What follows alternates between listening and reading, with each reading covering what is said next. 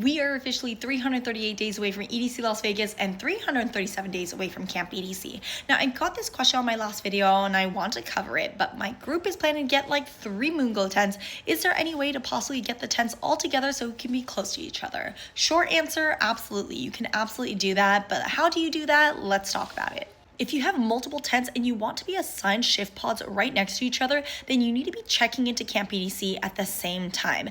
Now, that doesn't mean every member of your party needs to arrive at the same time, but at least one person assigned to each tent needs to arrive at the same time and check in. And you want to let the staff know that you want your tents right next to each other, and they will go ahead and accommodate that for you. There are 2 different ways that your tents can be grouped together. You can either be in a single file line, one right after another, or you could be back to back to your friend's tent.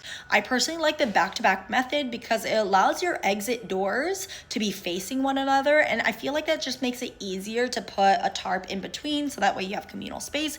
But if you want to be, one right after another, that's okay too. This past EDC, my group and I did Moonglow camping and we had 2 shift pods. Now, I purchased 1 shift pod, my friend purchased the other, but her group wasn't going to arrive until Thursday evening, as where my group arrived Thursday morning. So how did we manage to get our tents right next to each other? Now, camper registration opens up about 10 days prior to Camp EDC, and when we were registering our guests into the shift pods, I assigned myself into my friend's shift pod and I assigned one of her campers into mine, so that way when I arrived, technically I'm her tent and then my group was part of my tent. Now, one thing that's not listed on the website that I feel like should have been listed is that if the purchaser of the camping is not there, you need a copy of their photo ID front and back in order to check into camp. So that was something that we had a little bit of an issue with when we were checking into camp, but thankfully she was able to send me over her photo ID and we were able to go ahead and check in. But that's just something to keep in mind, is that if you are checking into Camp EDC and the purchaser of that shift pod is not there,